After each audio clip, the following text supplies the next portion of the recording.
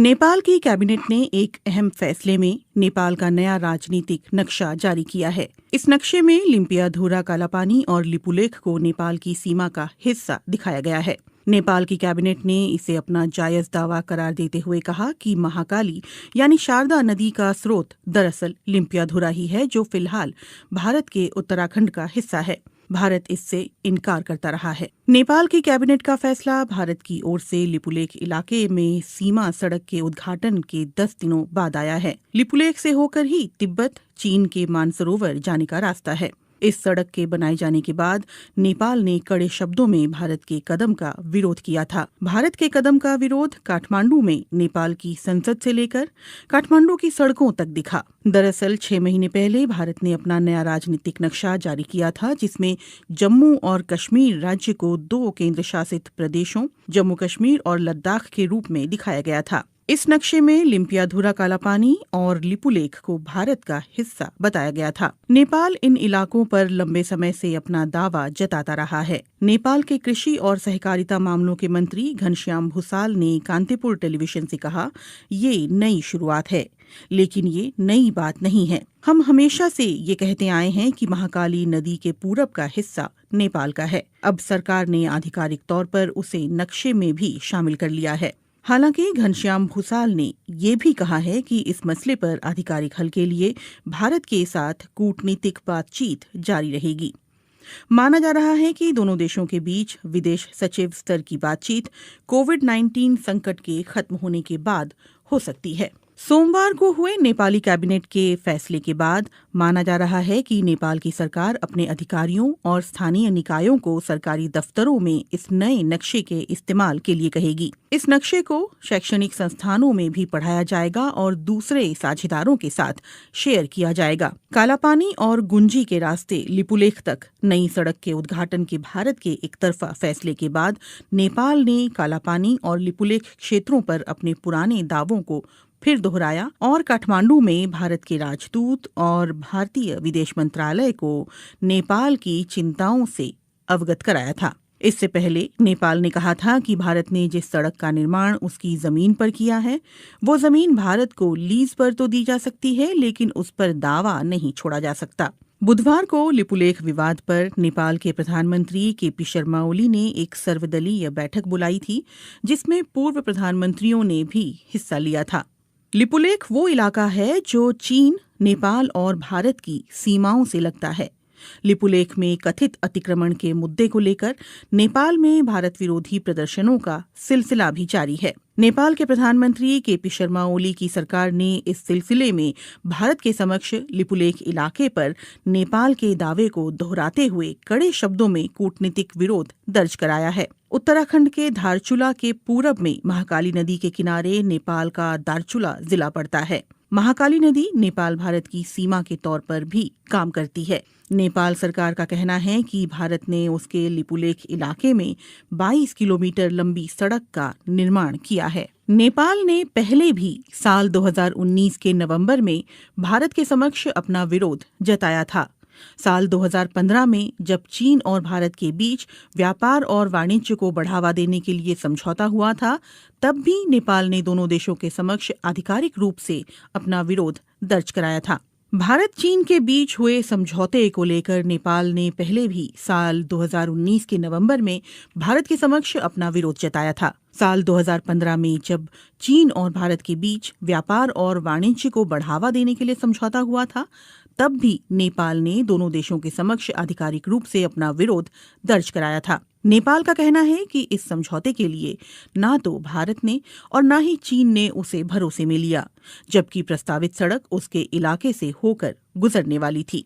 इस सप्ताह जब काठमांडू में भारत विरोधी प्रदर्शन अपने चरम पर थे, तो नेपाल ने बुधवार को एक और बड़ा फैसला किया। उसने पहली बार महाकाली नदी से लगे सीमावर्ती इलाके में आर्म्ड पुलिस फोर्स एपीएफ की एक टीम भेजी है। कालापानी से लगे छांगरू गांव में एपीएफ ने एक सीमा चौकी स्थापित की है। एपीएफ का ढांचा भारत के सशस्त्र सीमा बल और भारत तिब्बत सीमा पुलिस की तरह ही है। साल 1816 में हुई सुगौली की संधि पर दस्तखत के 204 साल बाद नेपाल ने आखिरकार 3 देशों की सीमा से लगने वाले अपने इस इलाके की सुरक्षा के लिए कदम उठाया है। 2 साल तक चले ब्रिटेन नेपाल युद्ध के बाद सुगौली की संधि हुई थी, जिसके तहत महाकाली नदी के पश्चिमी इलाके की जीती हुई जमीन पर नेपाल को अपना कब्जा छोड़ना पड़ा था। कालापानी विवाद के बाद इस सप्ताह लिपुलेख को लेकर काठमांडू में हुए विरोध प्रदर्शन और भारत नेपाल के कूटनीतिक घमासान से एक बार फिर दोनों देशों के संबंधों में खटास आ गई है। हालांकि विवाद के कुछ एक मुद्दों को छोड़ दें तो दोनों देशों के संबंध हाल के समय में तकरीबन मधुर ही रहे हैं। इसी महीने प्रधानमंत्री नरेंद्र मोदी और केपी शर्मा ओली ने कोविड-19 की महामारी के खिलाफ एकजुट रहने की प्रतिबद्धता जताई थी, लेकिन लिपुलेख में भारत के सड़क बनाने की घटना ने कई नेपालियों को नाराज कर दिया है। यहां तक कि प्रधानमंत्री केपी शर्मा ओली को ये स्पष्ट करना पड़ा कि नेपाल अपनी जमीन का 1 इंच भी नहीं छोड़ेगा। ऐसे में सवाल उठता है कि अचानक पैदा हुए लिपुलेख विवाद के कारण क्या भारत नेपाल मैत्री खत्म हो जाएगी? महाकाली नदी के उद्गम वाला ये पहाड़ी इलाका नेपाल के लिए इतना महत्वपूर्ण क्यों है? और ये सवाल भी उतना ही मायने रखता है कि लिपुलेख भारत के लिए भी रणनीतिक दृष्टि से इतना अहम क्यों है? नेपाल भारत संबंधों पर कई भारतीय विश्लेषकों का कहना है कि सभ्यता, संस्कृति, इतिहास और भूगोल की दृष्टि से कोई भी 2 देश इतनी नजदीकी नहीं रखते हैं जितने कि भारत और नेपाल हैं। लेकिन 1800 किलोमीटर लंबी सीमा पर दोनों देशों के दरमियान कभी न खत्म होने वाले कई सीमा विवाद भी हैं। दोनों देशों की सरहद ज्यादातर खुली हुई और आड़ी तिरछी भी है। हालांकि अब सीमा पर चौकसी के लिए सुरक्षा बलों की तैनाती बढ़ी है। मुश्किल इस बात को लेकर ज्यादा है कि दोनों देशों की सीमाओं का निर्धारण पूरी तरह से नहीं हो पाया है। महाकाली यानी शारदा और गंडक यानी नारायणी जैसी नदियां दोनों इलाकों में सीमांकन तय करती हैं। वहां मॉनसून के दिनों में आने वाली बाढ़ से तस्वीर बदल जाती है। नदियों का रुख भी साल दर साल बदलता रहता है। कई जगहों पर तो सीमा तय करने वाले पुराने खंभे अभी भी खड़े हैं, लेकिन स्थानीय लोग भी उनकी कद्र नहीं करते। सामान्य परिस्थितियों में लोगों का एक देश से दूसरे देश आना जाना लगा रहता है। भारत और नेपाल के सर्वे अधिकारी और टेक्नीशियंस सालों की साझा कोशिश के बावजूद अभी तक कोई ऐसा नक्शा नहीं बना पाए हैं जिस पर दोनों देश सहमत हों। नेपाल के सर्वे विभाग के पूर्व महानिदेशक बुद्धिनारायण श्रेष्ठ की रिपोर्ट के मुताबिक साल 1850 और 1856 में भारत और नेपाली अधिकारियों ने मिलकर एक नक्शा तैयार किया था। बुद्धिनारायण श्रेष्ठ के मुताबिक महाकाली नदी लिम्पियाधुरा कालापानी से उत्तर पश्चिम में 16 किलोमीटर दूर से निकलती है और सुगौली की संधि में इस नदी को दोनों देशों की सरहद करार दिया गया था। इसलिए इससे साबित होता है कि कालापानी नेपाल का हिस्सा है। लेकिन भारत इन नक्शों को सबूत के तौर पर स्वीकार करने से इनकार करता है। भारतीय पक्ष का कहना है कि इसकी जगह 1875 के नक्शे पर विचार किया जाना चाहिए, जिसमें महाकाली नदी का उद्गम कालापानी के पूर्व में दिखलाया गया था। गौरतलब है कि 1875 के नक्शे पर नेपाल के दस्तखत नहीं हैं। काठमांडू में इस मामले पर जानकारी रखने वाले अधिकारियों का कहना है कि नेपाल और भारत की सीमा के निर्धारण का काम ज्यादातर पूरा कर लिया गया है। हालांकि नदी वाले इलाकों में ये काम पूरा नहीं हो पाया है। नेपाल की पश्चिमी सीमा पर महाकाली नदी और दक्षिणी सीमा पर गंडक नदी दोनों देशों की सीमा निर्धारण करती है, लेकिन यहाँ नक्शा तय करने का काम अभी भी अधूरा है। दोनों देशों के सर्वे अधिकारी और टेक्नीशियंस महाकाली और गंडक नदी पर सीमांकन के बिंदुओं के निर्धारण पर सहमत नहीं हो पा रहे हैं, क्योंकि नदियों के बहाव की दिशा बदलती रहती है। इन नदियों का रुख बीते दशकों में लगातार बदलता रहा है। लिपुलेख का विवाद ऐसे ही इलाके से जुड़ा हुआ है। नेपाल का कहना रहा है कि लिपुलेख पर्वत महाकाली नदी के पूर्व में स्थित है, जिसकी वजह से कुदरती तौर पर ये इलाका नेपाल का हिस्सा बन जाता है, और ये बात सुगौली की संधि में भी साफ तौर पर कही गई है। एनसाइक्लोपीडिया ब्रिटानिका के अनुसार सुगौली की संधि से ब्रिटेन नेपाल युद्ध की औपचारिक तौर पर समाप्ति हुई थी। संधि की शर्तों के तहत नेपाल ने तराई के विवादास्पद इलाके और महाकाली नदी के पश्चिम में सतलुज नदी के किनारे तक जीती हुई जमीन पर अपना दावा छोड़ दिया था। अगर सुगौली की संधि ये स्पष्ट रूप से कहती है कि महाकाली नदी का पूर्व का इलाका नेपाल का है, तो फिर समस्या कहाँ है? नेपाली इतिहासकारों और सर्वे अधिकारियों का कहना है कि दोनों देशों के बीच गलतफहमी इस बात को लेकर है कि महाकाली नदी का उद्गम स्थल कहाँ है और विवाद की जड़ यही है। इसीलिए सवाल उठता है कि महाकाली नदी कहाँ से निकलती है, लिम्पियाधुरा की पहाड़ियों से या फिर लिपुलेख से।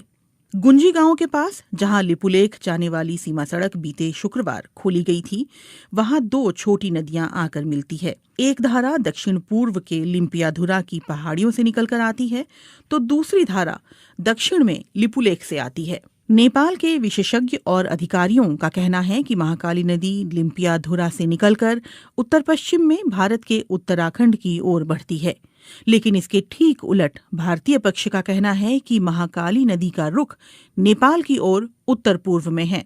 उनका कहना है कि लिपुलेख से निकलने वाली जलधारा ही दरअसल महाकाली नदी का स्रोत है और इसी से दोनों पड़ोसी देशों की सीमाओं का निर्धारण होता है। 8 मई को लिपुलेख के लिए सड़क मार्ग खोले जाने के बाद आई नेपाल की कड़ी प्रतिक्रिया पर भारत ने इस फैसले का बचाव करते हुए कहा कि किसी भी नेपाली क्षेत्र का अतिक्रमण नहीं किया गया है और ये सीमा सड़क कैलाश मानसरोवर की पारंपरिक धार्मिक यात्रा के रूट पर ही बनाई गई है। लेकिन नेपाली इतिहासकारों, अधिकारियों और जहां से भारत ने 8 मई को लिपुलेख जाने वाली सड़क का रास्ता खोला है, यानी गुंजी गांव के लोगों का ये कहना है कि नेपाली पक्ष के पास इस बात को लेकर पर्याप्त सबूत हैं कि सुगौली की संधि के अनुसार लिपुलेख और उस इलाके के कई गांव नेपाली क्षेत्र में आते हैं। विवाद दूसरे इलाकों को लेकर भी है। नेपाल की सरकार लगातार इस बात पर जोर देती रही है कि लिपुलेख और गुंजी गांव के अलावा भारत ने महाकाली नदी के उत्तर में उससे लगे कई इलाकों पर भी अपना कब्जा कर रखा है, जिसमें कालापानी भी शामिल है। कालापानी में भारत चीन युद्ध के दौरान 1950 में आईटीबीपी ने अपनी चौकी स्थापित की थी। इसके अलावा सुदूर पश्चिम में स्थित लिम्पियाधुरा को लेकर भी दोनों देशों के बीच विवाद है। वहीं नेपाल की राष्ट्रीय राजनीति में 3 दशक से भी ज्यादा समय से महाकाली कालापानी का मुद्दा उठता रहा है। नेपाल के सर्वे विभाग के अधिकारियों का कहना है कि लिपुलेख और कालापानी हिमालय क्षेत्र के सुदूर इलाके हैं जहां पहुंचना बहुत मुश्किल है और वहां कोई इंसानी आबादी नहीं रहती। यही वजह है कि नेपाल ने वहां सीमा सुरक्षा चौकी स्थापित नहीं की। अधिकारी ये भी कहते हैं कि सुगौली की संधि के अलावा नेपाल के पास और भी सबूत हैं, जिनमें संधि पर दस्तखत से पहले ब्रितानी अधिकारियों को लिखी चिट्ठी और उस दौर के दस्तावेज शामिल हैं। नेपाल कालापानी और गुंजी के स्थानीय लोगों की मालगुजारी रसीद और नेपाली मतदाता होने का पहचान पत्र भी सबूत के तौर पर दिखा रहा है।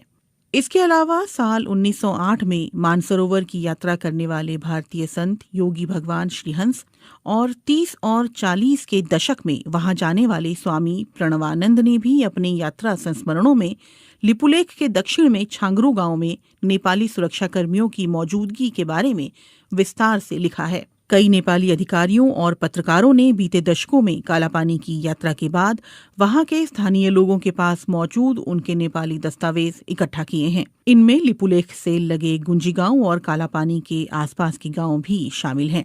भारत नेपाल के दावे को खारिज करता रहा है। काठमांडू में भारतीय दूतावास और उसके विदेश मंत्रालय ने अपनी तरफ से माहौल शांत करने की कोशिश करते हुए कहा है कि दोनों देशों के विदेश सचिव स्तर की वार्ता में इन मुद्दों पर बात की जाएगी। नेपाल में संसद से सड़क तक भारत विरोधी नारे गूंज रहे हैं और इसके बावजूद कालापानी और लिपुलेख को लेकर दोनों देशों के बीच छिड़ा विवाद सुलझता हुआ नहीं दिख रहा।